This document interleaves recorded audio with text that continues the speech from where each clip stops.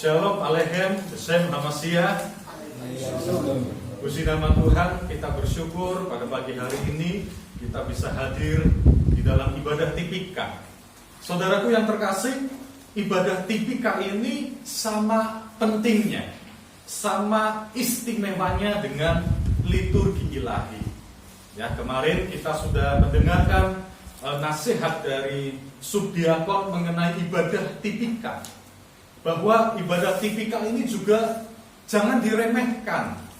Jangan mentang-mentang tidak ada perjamuan kudusnya, tidak ada romonya, maka tidak mau datang tipikal. Tipikal itu adalah tipikal dari liturgi ilahi. Dan itu dikerjakan oleh orang-orang Kristen sejak zaman para rasul. Ketika episkop atau presbiter mereka tidak ada, mereka melakukan tipikal. Oleh karena itu, kegiatan ibadah yang kita lakukan ini usianya sudah 2000 tahun. Setua kekristenan itu sendiri, Bapak Ibu Saudara. Oleh karena itu, mari kita pada siang hari ini sama-sama merenungkan kebenaran firman yang telah kita tadi bacakan dan dengarkan bersama mengenai hati sebagai tanah bagi benih firman. Perumpamaan tentang seorang penabur tentu tidak asing di telinga kita. Kita sudah mendengar perumpamaan ini berkali-kali di dalam khotbah-khotbah. Nah, Bapak Ibu Saudaraku yang terkasih, bagaimana pandangan gereja ortodoks mengenai perumpamaan ini? Ajaran apa yang dapat kita ambil dari perumpamaan tentang seorang penabur? Saudara, di sini para murid ketika mendengarkan perumpamaan itu tidak mengerti. Mungkin itu juga terjadi dengan kita saat pagi hari ini. Ketika kita di rumah pribadi membaca kitab suci, kita tidak mengerti apa yang kita baca. Tidak mudeng, orang Semarang bilang. Gak dong, ini maksudnya apa Tuhan? Banyak orang kemudian mengabaikan atau loncat. Sudahlah, tidak usah dibaca, aku tidak paham. Sudah tidak mau baca lagi karena aku tidak mengerti. Banyak orang mungkin seperti itu karena tidak mengerti. Tetapi saudaraku yang terkasih, catatan dari Abba Makarios dari Mesir mengatakan demikian. Jikalau kita hendak diselamatkan, Bapak Ibu Saudara, maka hendaklah kita menjadi seperti orang mati. Maksudnya apa ini, Bapak Ibu Saudara? Artinya mati dalam arti tidak memikirkan kekhawatiran-kekhawatiran duniawi, tidak memikirkan lagi hal-hal yang lain yang dapat mengganggu firman Allah di dalam diri kita. Sama seperti orang mati sudah tidak berpikir apa-apa lagi. Demikian juga hendaknya kita mematikan pikiran kedagingan kita ketika kita hendak membaca dari tulisan-tulisan suci. Seorang monakos pernah bertanya kepada jana suci Arsenius, Bapak, saya tidak mengerti bacaan kitab suci yang saya baca. Dan saya berhenti untuk membaca kitab suci karena saya tidak mengerti. Lalu apa yang nasihat dari jana suci Arsenius? Anakku, bacalah. Sebab aku mendengar para pawang-pawang ular, ahli-ahli sihir ular, dia membacakan mantra yang dia sendiri tidak mengerti artinya. Tetapi apa yang terjadi? Ular-ular ini menjadi jinak. Ular-ular ini menjadi nurut sama pawang ular ahli sihir ini. Demikian juga hendaknya anakku, bacalah kitab suci. Ketika engkau membaca kitab suci, engkau tidak mengerti, tetapi roh-roh jahat mendengarnya. Dan mereka lari ketakutan mendengar perkataan-perkataan Roh Kudus yang engkau bacakan. Anakku, bacalah. Karena Bapak Ibu Saudara, Roh Kudus Allah yang mengilhami para penulis Alkitab ini juga akan memberikan pertolongan kepada kita, mempercepat bantuan atas pergumulan kita. Dan iblis yang mendengarkan perkataan-perkataan Roh Kudus yang kita bacakan, mereka mengerti, mereka bahkan tahu. Bahkan kita ingat kisah pencobaan Kristus. Iblis juga mengutip dari kitab suci. Dan apa yang dilakukan iblis? Tuhan berkata, "Enyahlah iblis." Maka iblis lari daripadanya. Oleh karena itu Bapak Ibu Saudara, jika ada di antara kita yang tidak mengerti firman Allah, jangan berhenti membaca. Bacalah kitab suci, bacalah tulisan-tulisan suci, tulisan-tulisan dari para bapak suci. Itu juga membersihkan jiwa kita. Terlebih dalam perumpamaan ini Tuhan berkata, benih itu ialah firman Allah. Yang menaburkan benih adalah Tuhan Yesus Kristus sendiri. Tanah di mana benih firman Allah itu jatuh adalah hati manusia. Dan ketika Tuhan Yesus naik ke surga, Tuhan sudah memberikan amanah. Tuhan sudah memberikan benih itu kepada siapa? Para rasul, kepada episkop, kepada presbiter dan diakon. Hierarki kudus dalam gereja kita. Dan hamba-hamba Allah inilah yang kemudian sekarang menabur benih itu bagi jiwa kita. Dan tanah untuk benih ini bisa tumbuh adalah hati kita ini. Sama seperti pada pagi hari ini, saya menaburkan benih firman Allah untuk hati saya sendiri, juga untuk hati Bapak Ibu Saudara. Jana suci Theophanes Sang Pertapa berkata mengenai perumpamaan ini, biarlah masing-masing orang menilai dirinya sendiri dalam kategori mana ia telah termasuk. Di sini Tuhan menjelaskan ada yang jatuh di tanah, di pinggir jalan, ada yang di tanah berbatu, ada yang di tanah bersemak duri, ada di tanah yang subur. Nasihat Jana Suci Theophanes, biarlah masing-masing orang menilai, menghakimi dirinya sendiri. Hatiku bagaimana? Apakah hatiku seperti tanah yang berbatu? Apakah hatiku seperti tanah di pinggir jalan, seperti dengan semak duri, atau tanah yang subur? Bukan hak kita untuk menghakimi saudara kita. Oh, kamu ini seperti tanah di pinggir jalan, tiap datang tipikal mendengarkan renungan tapi tidak berubah. Bukan hak kita untuk menghakimi itu. Tetapi nasihat Theophanes Sang Pertapa, biarlah orang itu sendiri yang menghakimi dirinya sendiri.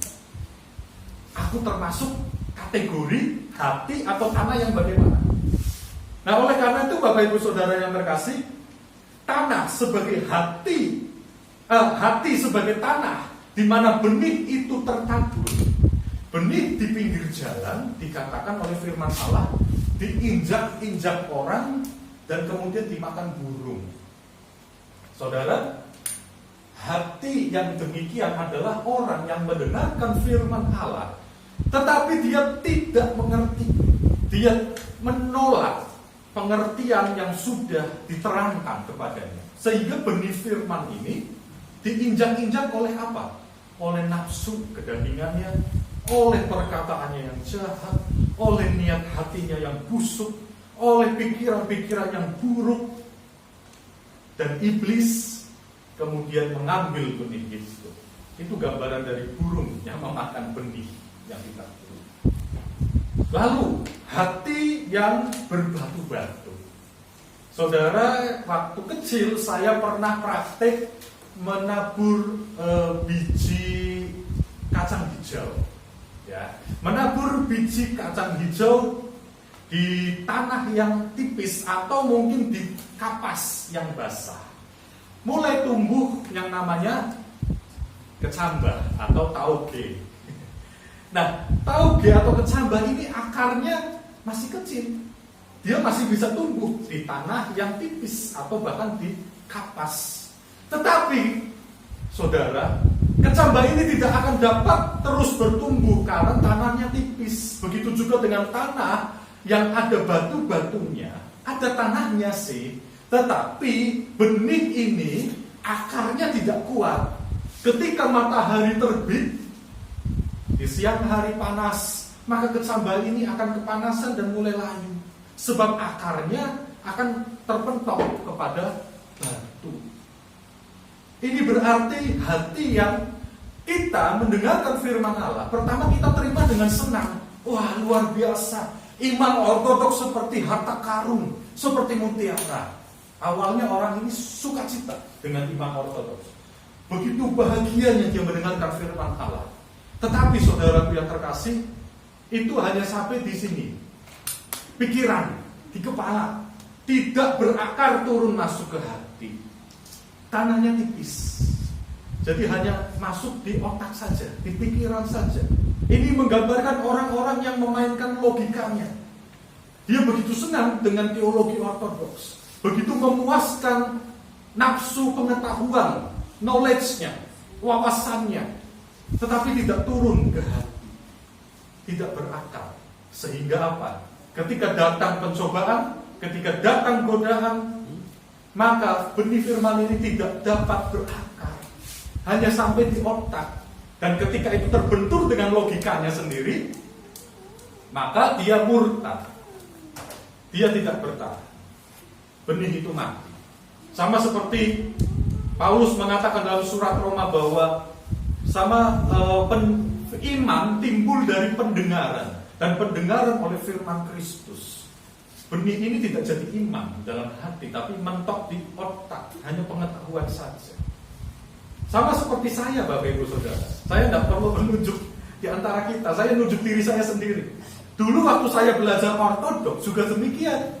Saya senang dengan teologi ortodoks, teologi gereja timur, tentang Tritunggalnya, tentang Kristologinya, tentang eklesiologinya, dan lain sebagainya yang logi-logi itu. Tetapi Bapak Ibu Saudara, pada waktu itu saya pikir, cukuplah untuk pengetahuan teologi saja. Saya tidak masuk di dalam sakramen baptisannya, saya tidak masuk ke dalam liturgi ilahinya, dan tidak dapat mengambil bagian di dalam perjamuan kudusnya. Karena hanya sampai di sini. Itulah firman yang jatuh di tanah berbatu-batu. Bagaimana dengan tanah yang bersemak duri? Adalah orang yang dengan sukacita menerima kebenaran ini, tertanam di dalam hati, tidak hanya di otak, tetapi turun ke hati. Namun, Bapak Ibu Saudara, perlu diingat, orang ini adalah orang yang masih kompromi dengan segala jenis kenikmatan hidup, segala jenis hawa nafsu kedagingan, segala jenis kejahatan, dan segala sesuatu yang bertentangan dengan firman Allah. Dan itu tumbuh bareng, mendengarkan firman bersama, benihnya tumbuh. Tetapi kekhawatiran, kesenangan hidup dikatakan oleh firman Tuhan juga ikut tumbuh. Artinya apa? Ini adalah orang Kristen yang juga masih hidup di dalam kedagingan. Meskipun dia sudah dibaptiskan, meskipun dia sudah menerima sakramen maha suci, tetapi semak duri adalah gambaran dari segala sesuatu yang buruk, kekhawatiran, kenikmatan hidup, itu menghimpit firman yang ada di dalam hatinya, sehingga tidak dapat berbuah. Tumbuh sih tumbuh, tetapi tidak dapat berbuah, tercekik. Betapa kita juga demikian, Bapak Ibu Saudara.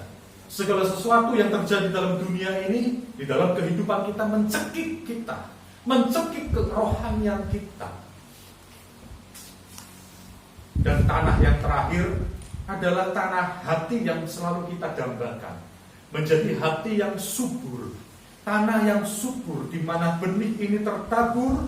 Adalah tipe orang yang menyimpan benih firman ini di dalam hatinya, menjaganya senantiasa. Ketika pencobaan itu datang, dia tidak goyah, dia memeliharanya. Saudara, di ayat yang ke-15, jatuh di tanah yang baik itu ialah orang yang setelah mendengar firman itu menyimpannya dalam hati yang baik. Menyimpan dalam hati yang baik ini memiliki makna memelihara. Jadi benih ini, saudara, firman ini harus dipelihara. Lewat apa peliharanya, saudara? Doa harian, ibadah harian adalah bentuk memelihara firman yang sudah ada di dalam hati. Puasa itu bentuk memelihara firman Allah di dalam hati. Mengikuti ibadah tipikal seperti pagi hari ini, itu bentuk memelihara, menyimpan dengan baik di dalam hati. Jadi tidak cukup hanya terima terus sudah, tidak disimpan, Kalau tidak disimpan, tidak dipelihara, nanti iblis akan mencurinya dan akan hancur oleh segala sesuatu kekhawatiran duniawi. Perlu dipelihara demikian Bapak Ibu Saudara. Dan Allah melalui perumpamaan ini mengajarkan kepada kita bahwa keselamatan itu tidak hanya dari Allah. Maksudnya adalah Allah menuntut juga respon dari kita. Jadi ini adalah hubungan dua arah. Tidak hanya Allah menyelamatkan, tetapi kita sendiri duduk-duduk santuy. Tidak demikian, tetapi kita perlu tadi menerima dan memelihara atau menyimpan. Jadi Allah menuntut juga di dalam diri kita respons terhadap benih firman yang ditaburkan. Nah, saudaraku yang terkasih, di dalam doa Bapa kami dikatakan bahwa datanglah kerajaanmu, jadilah kehendakmu di atas bumi seperti di dalam surga. Benih itu ialah firman Allah. Dan firman Allah itu ada di dalam dirimu. Tuhan Yesus berkata dalam Injil Lukas, tidak dapat orang berkata, lihat kerajaan Allah ada di sana, kerajaan Allah ada di sini. Sesungguhnya kerajaan Allah ada di dalam dirimu, di dalam hati, tanah yang baik. Dan benih firman ini tidak cukup hanya tumbuh, dia harus berbuah. Orang yang diselamatkan, orang Kristen yang diselamatkan adalah orang yang bertumbuh dan berbuah. Sebab kalau hanya bertumbuh dan tidak berbuah, Jana Suci Yohanes Pembaptis berkata, kapak sudah tersedia di bawah pohon. Dan kalau pohon itu tidak berbuah, maka akan ditebas dan dibuang ke dalam api. Menjadi orang Kristen ortodoks bukan berarti langsung selamat, tetapi perlu perjuangan juga dari diri kita untuk bisa menyimpan, untuk bisa membuahkan hasil dari firman yang bertumbuh di dalam hati kita.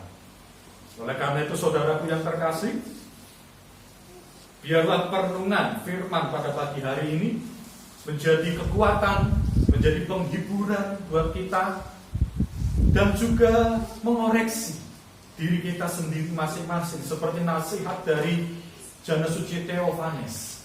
Biarlah masing-masing orang melihat dirinya sendiri. Aku termasuk hati yang bagaimana. Amin. Bapak Ibu Saudara, untuk kebenaran firman Tuhan, segala kemuliaan kita kembalikan kepada Sang Bapa, Sang Putra, serta Sang Roh Kudus, sekarang dan selalu, serta sepanjang segala abad. Amin.